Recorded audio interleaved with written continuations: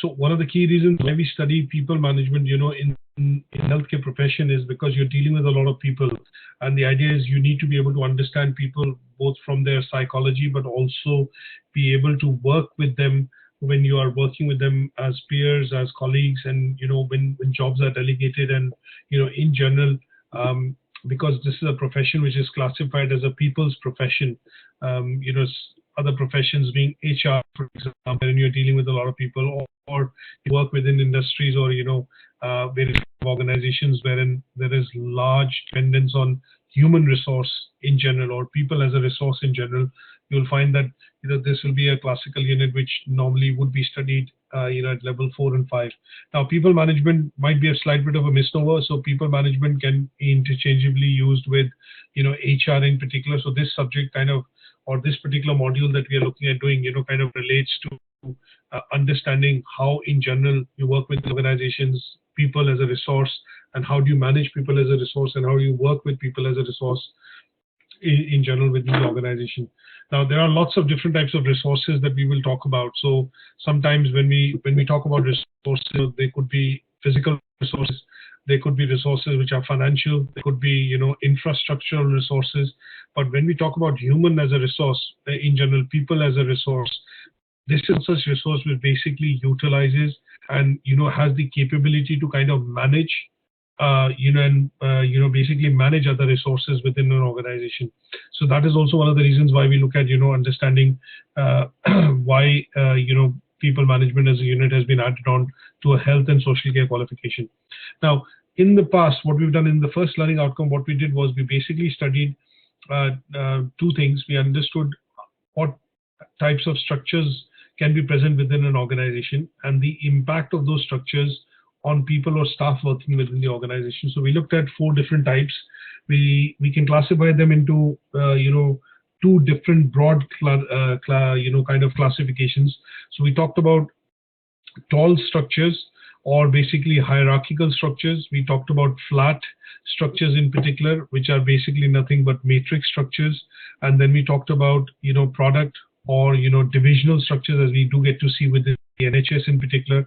So you see a lot of NHS, you see the big operations of NHS, but the NHS operation in general is divided into 4 broad parts, which is England and Wales. So 3 broad parts: England and Wales, you have Northern Ireland and Scotland, and within that you have a lot of PCC trusts, which basically manage or run various hospitals, as far as NHS as a structure is concerned. So apart from that, we also looked at a geographical structure, which basically looked at a large organization like Procter and Gamble or Unilever, for example, wherein you will see an organization having a lot of products, a lot of divisions, a lot of businesses.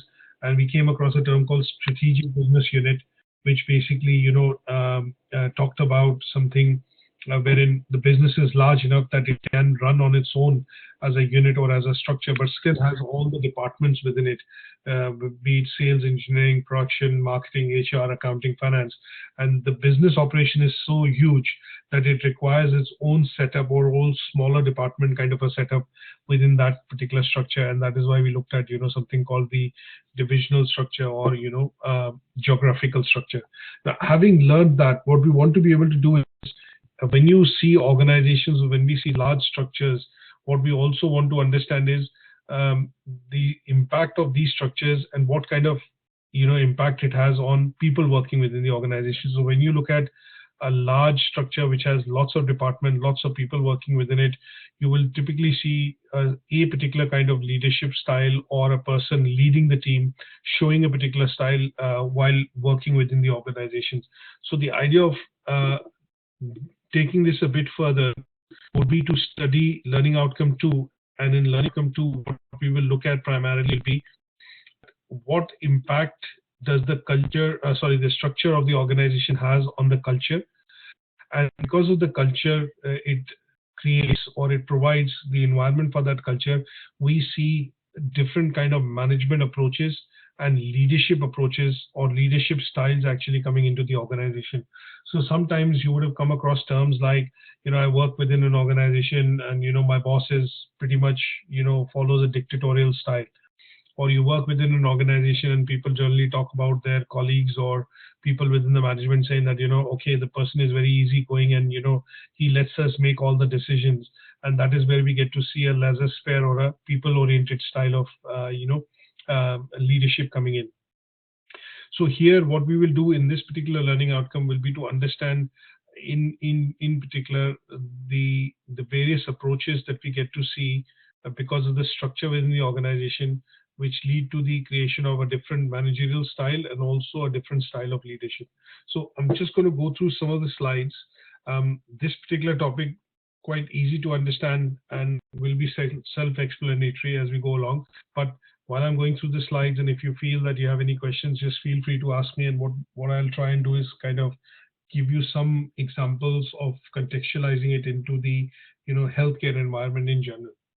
Is that okay? Yeah, that's fine. Yeah. Okay, let's look at when we go into the broad terms. When we look at, say, for example, management actually comes from a term called manager. So how would you define the term management? It's like broad meaning of the term management.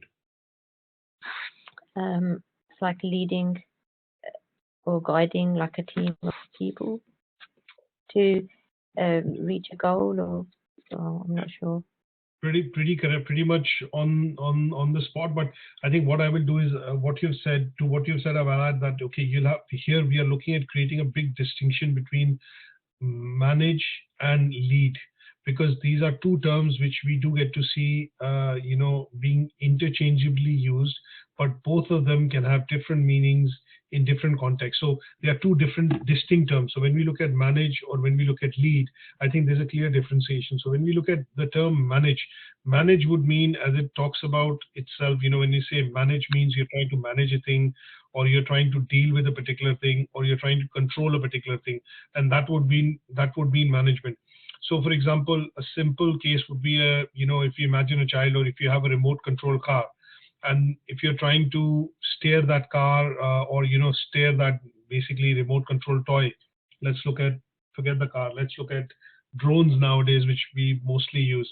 So if you're trying to play with that drone or trying to kind of work on it, what you're trying to do is you're trying to manage the device in a way by understanding the controls. And the idea is you want to control it, you want it to fly, and at the same point in time what you want it to do is that, okay, you're able to get the hang of it, but you're trying to manage, control, or deal with how it works as a toy. Now when we look at the term and that is where what management would mean if you bring it into an organization would be that you're going to try and you'll be given a situation. And when you're given a situation, what you're trying to do is you're going to try and best manage it to achieve the objective or the target or the goal set. So like you said, that you're trying to manage a few things. It could be tasks, it could be things which are related to a overall objective or a goal which needs to be achieved. And here the idea is that you're trying to manage it to the best of your possibility with the resources that you have. And that is where we will term it as something called managing. Now, when we talk about the term leadership, or when we say leader, now leadership here would be that you are in the olden, definitions. When we look at, we will get into some of the leadership theories as well when I send you a bit of a handout. There are three different, eras that we look at leadership. So in the old style of definitions of leadership, it was understood that the people are born with the leadership capability, or they were born with the leadership trait. And that is why only certain set of people could be leaders. And that is where we study the classical theories of leadership, which was like the trait theory, the X and Y theory. And a bit of background on that was that previously in the 19th century, people had the opinion that when the research was being done into the quality and the types of leadership which developed in organizations, or when people had the ability to lead, they thought that people are born with this trait, and that is why they can only become leaders. But over a point in time, after the World War II and the industrialization era, the definitions of leadership changed, and a more scientific approach came across, wherein it was, some of the other theories which came about, wherein it was related to motivation, reward management in general. And it was talked about that people who have the ability to be able to motivate staff, people to be able to get things done, objectives are met, they were promoted to get into leadership positions. So it was a trait which could be acquired with experience, and with experience you had the abilities or the capabilities to be in a leadership position. But the modern definition of leadership now that we talk about, which is transformational and transactional, and 21st century leadership, they focus on the fact that the person who is in this particular position is by default looking at leading a group of people, and it has the ability to be able to guide them, direct them, has the ability to kind of exert authority and control to a certain extent, along with supervising them to be able to achieve a particular task. And this is where the key difference of being a manager and a key difference of being, difference between the leader comes in. And that is where we have to kind of understand that, okay, when you say that you work as a manager within the organization, people generally get the impression, because the acceptable terminology is that if you are a manager, that means you are able to lead. Sorry, no, you're not able to lead. You are able to manage things, to manage resources, to get things done. But if you are in a leadership position, sometimes you will see, or when you interact with people who are quite senior enough in terms of their experience, they say that, okay, I'm in a leadership position, I'm a founder of the company, or I'm the managing director of the company. And there they differentiate themselves from others by calling them leaders, is because they have the ability to be able to direct, control, supervise, and to a certain extent delegate to get things done.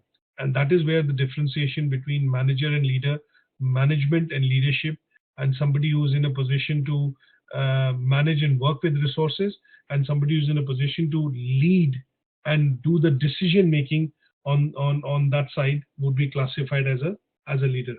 Is that clear enough? Yeah, it is.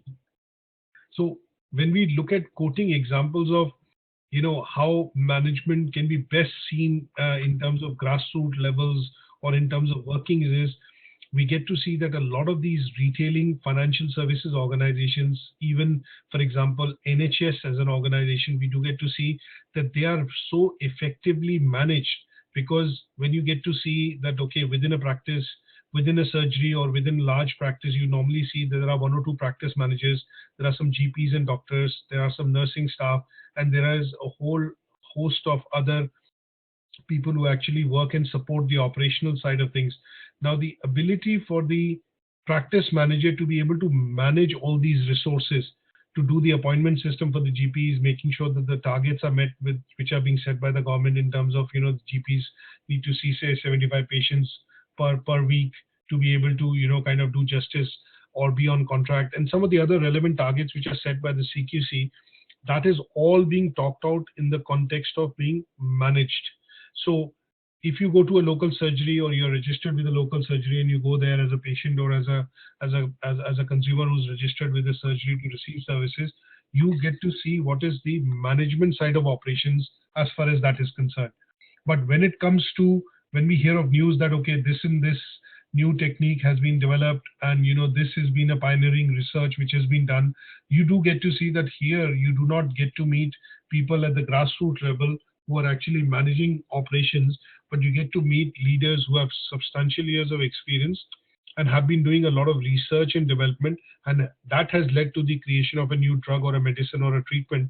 And that is where you see leadership positions. So sometimes when you talk about pharmaceutical companies or companies which are bringing out new products which lead to better effective medicine or caring, then they are seen to be in the case of showing leadership.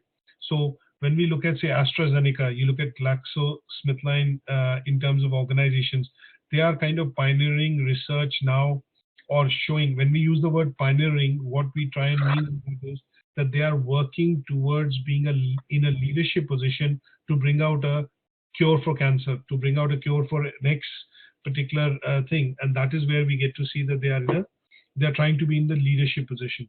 So they are trying to do things differently, which will lead to results, or probably coming out with effective solution for a particular problem, or a clinical problem which is becoming chronic, or has the potential to become chronic over the number of years. Is that okay?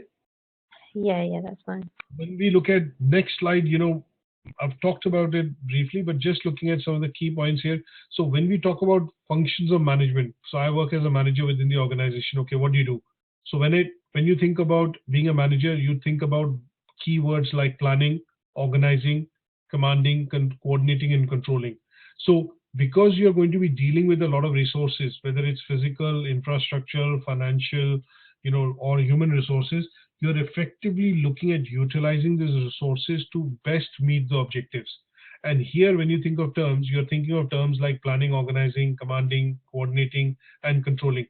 Apart from the word commanding, which might have a bit of a correlation with leadership as well, most of the other terms or key things that we look at in management would be looking at things wherein you are effectively using them to manage or utilize those resources. Is that okay? Yeah, that's fine. When we talk about leadership, so apart from the terms that we've seen in management, what we will get to see is that we will get to see terms like, control, authority, or supervision. And in some cases, when we talk about things like coaching and mentoring or guidance, that means you are in a particular role wherein you are able to effectively offer guidance or counseling or coaching. And those are the qualities that you will get to see when we talk about functions of leadership. Is that okay? Yeah, that's fine. Now, dwelling into slightly bit more with regards to now understanding the types of leadership. Now there are a couple that we have always come across, and these are primarily classified as authoritative or autocratic style of leadership, which means we'll get into a bit more detail: democratic style of leadership and laissez-faire style of leadership. Now these are three classical styles of leadership which have undergone a tremendous amount of change because of the times that we live in. So there are lots of different things which have now led to more classification into leadership styles. But in order to understand it from an overview point of view, of the leadership styles, we look at these three types. So the first one that we look at is autocratic. Now, as the word autocratic kind of means, what does autocratic mean? I don't know, sorry. Right. Okay. So autocratic as a word, basically, that means that in the olden days, when we talked about words like dictator or person in a supreme commanding position, was the word, was the position wherein you were looking at people at the, highest level of the government, or for example, in the olden days, it used to be the king and the queen and things like that. Or when you look at Mussolini and you look at Hitler, they were predominantly classified as dictators. Now, the autocratic word exactly, it means basically somebody who's a ruler. That means somebody has absolute power, essentially. Auto and cratic. Auto means, autocratic essentially means you have somebody you're dealing with that has absolute power. The person is not willing to delegate or give away the responsibility of decision making. In the modern context, everything in terms of the modern context would mean that the person who has where the concentration of the decision making happens will be classified as one of the styles wherein we would say it's autocratic. So here, the person who is basically in this position of making or taking decisions does so independently. The key word is independently. That means here the person will not consult or ask for an opinion or seek an opinion to make a decision. And sometimes you will see people in this position wherein they love to make decisions, but they do not take opinions or ask for opinions. Would be people who will be classified as people in this position which are autocratic, and their leadership style, because they do not consult or seek opinions, would be called as autocratic style of leadership. Now, there are certain advantages, and when you think of certain organizations, we will see even in the modern times, those organizations will have, autocratic style of leadership. So when we think of armed forces, for example, or when we think of, professions in which it is mandatory that you follow orders, you will see an autocratic style of leadership in those cases. And in those cases, we do see them as advantageous, is because certain tasks or certain jobs that are required to be done will require a decision-making power to be concentrated only in one or two people, so that the entire force can go behind them to get those things into play, or get those problems resolved. So when you look at, say for example, when we have let's put it this way, when we have when we have some rough weather, and when you look at some of the agencies which come into play if there is immediate flooding, or when we look at the RB being called in certain locations, you do get to see that this is because there the order from the top essentially means that the troops have to march, and that is where you get to see an autocratic style of leadership.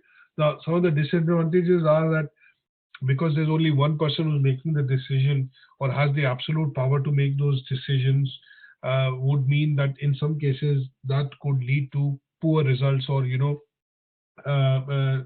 inaccurate decisions. So when we look at, as an example, this is political, but just as an example, when we look at when Britain went to war against against Iraq, it was a decision taken at the cabinet level that, okay, we will, between the UK and US, they will invade Iraq. So that was an autocratic decision. It was not consulted with the parliament.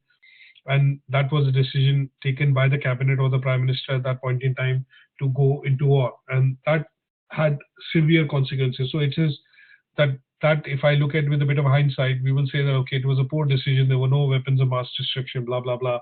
And, the decision was one-sided, and it was something wrong which was done.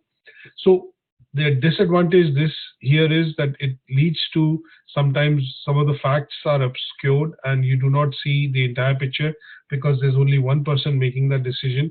And in that case, also what tends to happen is the repercussion of that is that if it's a large organization and sometimes you get to see that only certain types of people are being promoted or are being favored, then it leads to a bit of employee demotivation or poor levels of motivation with employees because their employee morale actually drops. Is that okay? Yeah, that's okay.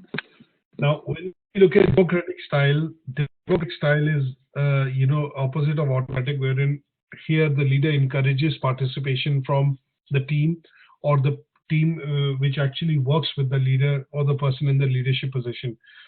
So here it is more of persuasive and consultative type. So within democratic, you have two different types of leaderships. One is a persuasive style. That means the person in that authority position will try and reason and persuade the team to participate, but also give them convincing propositions that he is quite persuasive to kind of make the team or the group of individuals actually move with him. And the other side would be consultative, wherein what the person does is sees a problem, sees an opportunity, and what he does is before taking a final decision or making a final decision, the person will actually discuss it out to see the pros and cons or the advantages and disadvantages of it. And then when most colleagues, employees, or staff actually are in a position to make and support the decision, the person will then take a decision to move it forward. Now here we do get to see that from our point of view, some of the things which happen within the healthcare setting, in general, we will see democratic style of leadership coming into play in most, the organizations, whether it's NHS, partner organizations, or, private sector supporting the NHS in public-private sector partnerships. So the advantages are quite obvious here. It leads to better decision making as a process because all the things or pros and cons of the decisions are considered. The employee motivation of the staff involvement is there, and that is why you do get to see that sometimes when decisions are even taken, which do not mean that all the employees are agreeing or the staff are agreeing, there is still a general consensus to move in that one direction, which where the majority is. And because the decision making actually involves mutual consensus, you do get to see that the ideas are owned and there is an ownership in terms of working within the organization. So sometimes you get to see that, say in the last couple of years, because of austerity, what we do get to see is that in the public sector, there was no pay rise given. And that was a decision taken because a lot of people were losing the jobs. So the cabinet and the parliament did feel that, okay, the public sector employees have access to pensions and their jobs are pretty much secure. So having no rise is better than laying off public sector employees, because this would have meant that when the austerity actually ended, That would mean that they had to go out and find new workforce, to meet the frontline jobs in, say, defense, in the NHS, schools, and other public related services. So here there was a shared ownership in terms of the decision making process. And once the austerity measures have ended, the government has decided that okay, there will be a 1% hike, for in salaries for the public sector employees. So decision making has been democratic, and even if the decision has not been liked by the unions or the public sector employees in general, they have accepted that because they do feel that it was mostly in the favor, because it kind of shielded them from an aspect of not losing their jobs, but also allowed them to continue on certain benefits, which is things like paying into the pension and other bits. Sometimes you will see democratic decisions can be disadvantageous, and they involve a long consultation. Can you think of one democratic decision which we are going through right now, which which has been led into by a long consultation? Oh, like Brexit, for That example. is absolutely spot on. So when you look at the referendum being done, that was democratic. It was done from an angle that people were given the option, and once they'd chosen the option, that allowed them to make a decision to either stay in Europe or go out of Europe. So Brexit is a good example of democratic process working within our democracy, and the leaders actually giving us this referendum to be able to work on this, whether we want to stay or go out. And it's a perfect example of one of the styles of leadership which is democratic. The third one that we look at is laissez-faire. Laissez-faire is here what most people in the decision-making authority, control, whatever we call it, leadership position, they encourage their employees to make their decision. So what they do is, when it comes to the crunch time, some of them, sometimes you will see, they do not make the decision. They delegate the decision-making authority to a set of employees or a group of individuals who will end up taking a decision on the basis of consensus. So here, the key word is that the leadership responsibilities are shared. Now, you typically get to see this in work when you look at production, companies wherein production flows are there, or in organizations which are offering frontline services. So here, the leadership responsibilities are delegated, and you do get to see that people will generally step into the leadership role when they are executing or going about their day-to-day routine. So when you look at NHS, you would see that there are leadership responsibilities which are shared by all. So for example, when you look at the shift system working within the A&E or any hospital, you'll get to see that, okay, if there is a doctor not available and there's a consultant not available, typically the decision-making power would be delegated, and people would make decisions on the basis of reports and other bits and pieces which are available at any given point in time as a patient record. So here, in a nutshell, there are some advantages, some disadvantages. Now, the advantages are that because there is a lot of freedom given to employees to be able to make, or staff to be able to make decisions, you generally see a larger level of participation happening in the whole decision-making process. It also leads to the creation of ideas, because a lot of people have different perspectives, and brainstorming and decision-making, when delegated at the staff level, leads to the creation of more motivational or motivated employees, and generally more creative ideas coming in from the same team. Now, a few disadvantages would be that you typically look at things like sometimes if you have to differentiate people within different positions and reward them differently, you will get to see that this kind of decision making does not work, or the leadership style does not help in decision making, is because at some point in time you have to differentiate good from bad, or people who are performing to their utmost level than with people who are not performing. And here is where sometimes it falls into the trap of being a disadvantage, because you tend to then look at all the staff or all the employees from one kind of a benchmark or a scale, and that does not help differentiate performing employees from non-performing employees. Now, the other thing would be which leadership style works best. Now, sometimes you get to see that there's no perfect answer to this, and what you will see is that depending on the situation and depending on the resources available and the constraints that you're working with, sometimes you have to apply different leadership styles in different situations. So here, when we look at a situation like a crisis situation, you will typically see people who have dealt with those situations or crises earlier would be asked to step in and take the role of being a leader, because they will be asked to lead the team or manage a particular team. So when you look at the current example of Carillion, which is a large contractor, which had lots of contracts, they were working with the NHS, a lot of other frontline government services. Here, you cannot put a particular style of leadership which is best suited in the crisis, because there are lots of things at stake, jobs at stake, contracts at stake, subcontractors at stake, and that is where sometimes you have to mix and manage the different leadership styles to deal with certain situations when faced with this kind of a situation wherein one of the largest contractors which the government works with it falls into administration. Is that okay? So here the government has maybe taken a leadership in terms of being autocratic, that they have kind of said that they will ensure all people working on contracts will be paid, even if they are not being paid by Carillion.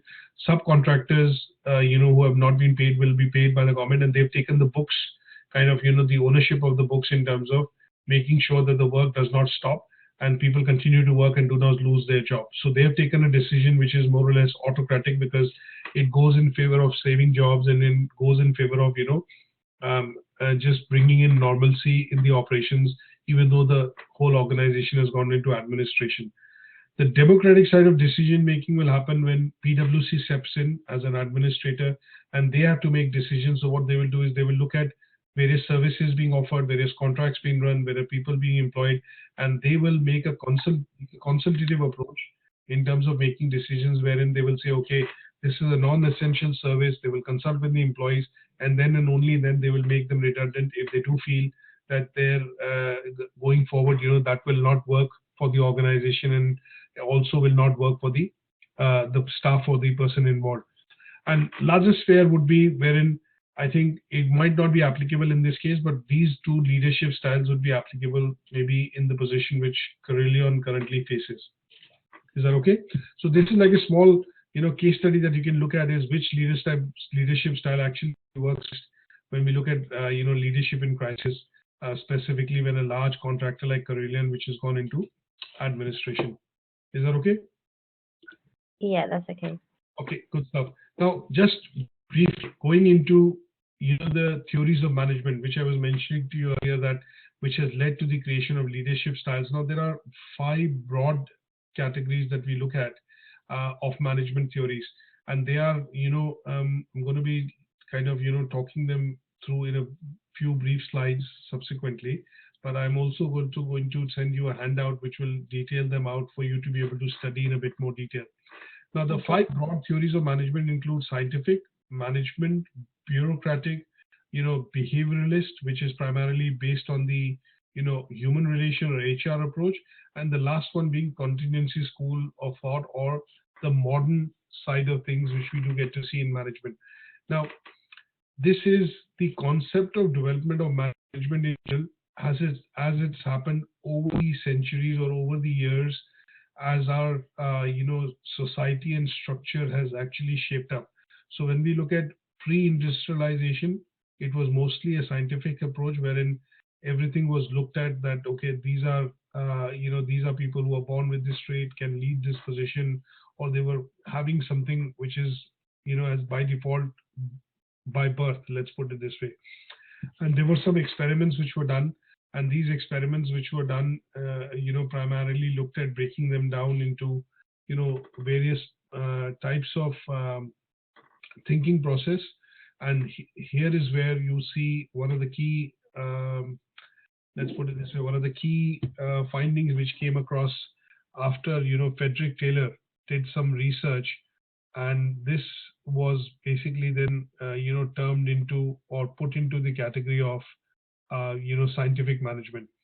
Now, Frederick Taylor primarily, when he proposed this particular theory of scientific management, talked about that everything could be analyzed into some sort of workflows. So if you have to do an activity, you can analyze or break it down into some sort of a workflow. And that is where he applied that scientific approach of breaking a larger job into a smaller job, or smaller parts of that job to be able to achieve the whole. An example here would be like if you're trying to build a bridge, being an engineer, what they typically tend to do is break the whole bridge building process down into smaller parts, and where what they do is they pick and choose the workers which have the best expertise to be able to help in building that part of that bridge or that part of that structure. So this is more or less a scientific approach which was taken by Frederick Taylor, and that is why it's been coined as something called the scientific approach of management, wherein you try and employ the best possible resources or best possible people to be able to do a particular job. And this is because they have the experience. This is because they have the background in terms of working on those particular types of jobs, and that is where they would say, okay, you come in and do this, and you come in and do that, because that is where your skills and your traits lie. The second one, when we look at, was something which was in terms of the approach. The research was actually done by a scientist called Henry Foyle, and he basically talked about, things which looked at the general principles of management when we look at the industrialization era. So here, when after the World War II, we looked at, industrialization happening and people started to be employed within factories. What we did get to see is that this style of management which came about was that here, if you're working within an organization and there were a number of tasks involved, what it meant that it required to be done was that you had to break it down into various forms of work, various types of work. And he came across with the idea of the 14 principles of management. So, it talked about things like division of work, authority, discipline, command. And this was the second school of thought. The third school of thought was the German scientist Max Weber. And, he basically talked about that, management is all about, looking at the bureaucracy. And here the German scientist basically came and argued that the best and the most efficient way of working a lot of people working within the organization was to organize them into various departments. And this is where the origins of the concepts of HR, accounting, finance, production engineering, and this kind of an approach actually came across. So what he said is there are a group of individuals who think in a specific manner, and they need to be grouped together into a department or in a particular function to be able to perform well, to get them to perform and give the output which is required. So here is where that school of thought actually came in. Now, one last approach, or two last approaches that we look at is which is post the industrialization phase. And here what we talk about is Elton, Mayer basically coming across with, the experiments that he did. And these experiments were done in, in the American companies in the early 1920s and 30s. And they came across to be known as the Hawthorne, experimentation. And this is where what he did was he grouped a number of workers together into certain tasks and gave them certain tasks. And he came across to a conclusion that there is a specific way of getting things done from certain workers. And that is why this was called the Hawthorne, Hewthrone, Hawthorne experiment. And this was done in, wherein he gave certain types of jobs to male workers and then certain types of jobs to female workers. And he came across with some conclusions that, this is the best way of looking at getting things done when we are looking at working within, when a number of people are working within an organization. So here he looked at the concept of consultation, and he thought that, it is best to get them to work in groups or in teams to be able to accomplish the objectives. And the last school of thought, which basically came across in the early 1960s and late 1970s, basically talked about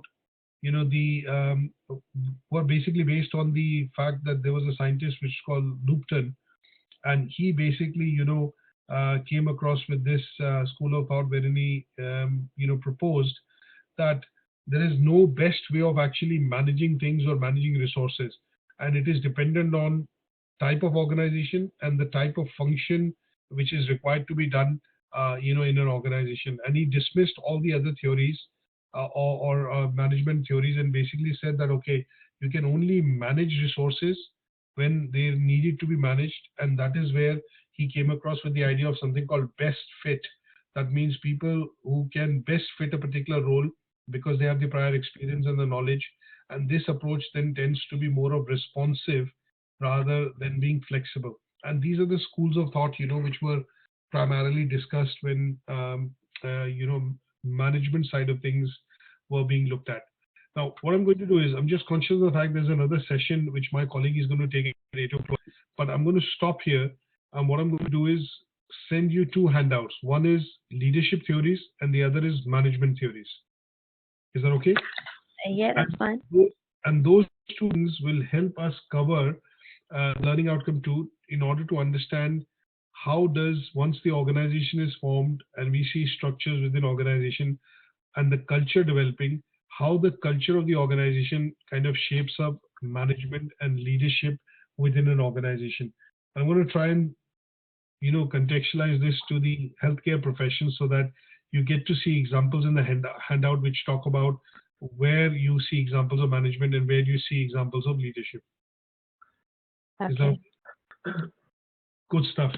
So I'm going to send this across to you just after the session, when I close the session, but at a later stage, what I will do is if you have any questions or queries, then what I would suggest is you either send them on the email to me or, we will do a bit of a recap on this when we start the next learning outcome next week.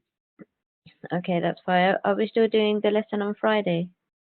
No, I think what I'm going to try and do is move that, if that's okay with you, to Tuesday evenings, 6:30. Okay. Yeah, that's fine. Yeah. No worries, Nadia. You take care and thanks for joining in today. Okay, thank you. Bye-bye. Take care. Bye.